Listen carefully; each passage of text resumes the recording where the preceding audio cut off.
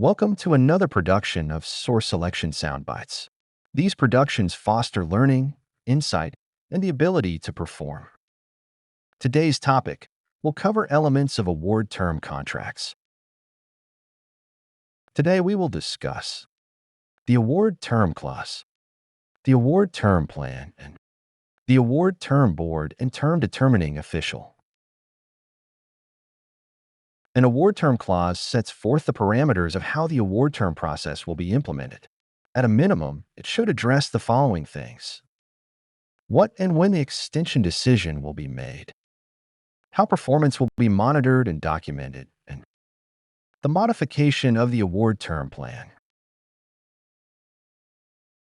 Continuing from the last slide, the award term clause also determines how the award term plan will be executed.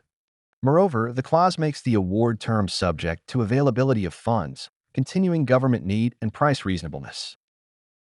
As we said in another source selection soundbite, the exercise of the award term extension must be subject to the availability of funds to avoid violations of the Anti-Deficiency Act. Price reasonableness is also something the agency should add to the clause because over time, the market can shift, so the price quoted at the time of award may no longer be a good deal for the government. Lastly, and importantly, the clause should say the award term determinations and methodologies are made solely at the discretion of the government. The language "solely at the discretion of the government" does not mean the government's decision cannot be challenged via a claim and the Contract Disputes Act. The review is undertaken to ensure the agency's actions don't constitute an abuse of discretion. Now we are switching gears to the award term plan.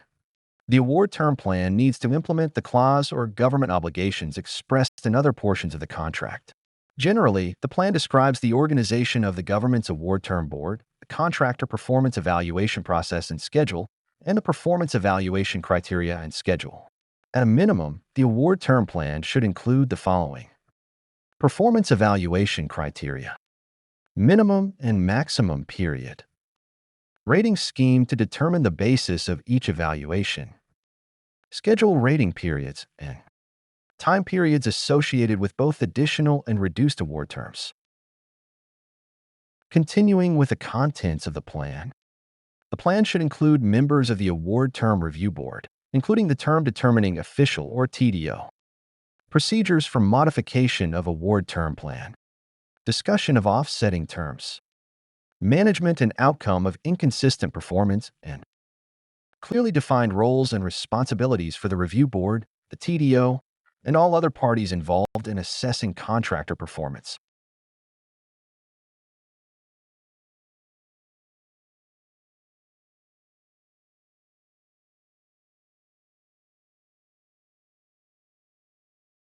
The structure of the award term boards and their duties should be noted.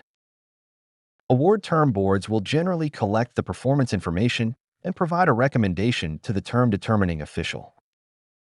As you may have guessed, the term determining official makes the award term determination. Usually, the decision on whether to award the extension is non-delegable. Once the decision is made, the CO will ultimately execute the modification or new order as appropriate.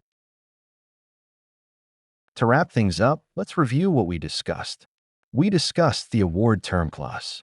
Second, we discussed the contents of the award term plan. And third, the practical duties of the award term board and TDO. Thank you for watching another episode of Source Selection Soundbites. For additional information, check out some of the other videos in this series, other Productivity Partners materials, or our Source Selection Answer app that is available on the Google Play Store and Apple Store. In any event, thanks for watching, and see you next time.